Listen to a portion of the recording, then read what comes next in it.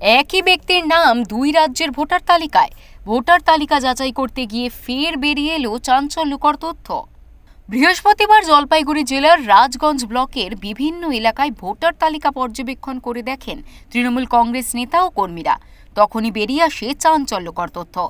তৃণমূলের পক্ষ থেকে দাবি করা হয়, এই বিধানসভা কেন্দ্রের জনৈক ব্যক্তির নাম আসাম ও জলপাইগুড়ি জেলার রাজগঞ্জ বিধানসভা কেন্দ্রের নির্বাচনী তালিকায় রয়েছে। শুধু তাই নয়, এই বিধানসভার বিভিন্ন এলাকায় শত শত ভুতুড়ে ভোটার রয়েছে বলে দাবি করা হয়।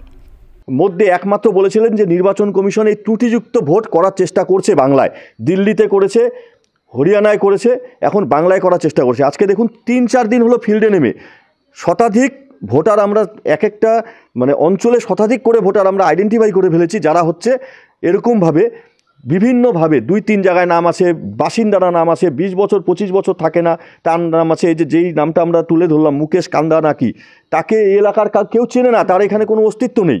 এমন মানুষ আছে যারা আজকের থেকে 20-25 বছর আগে ভাড়া নিয়ে এখানে থাকতো, এখন আসামে চলে গেছে, সেখানকার ভোটার হয়ে গেছে।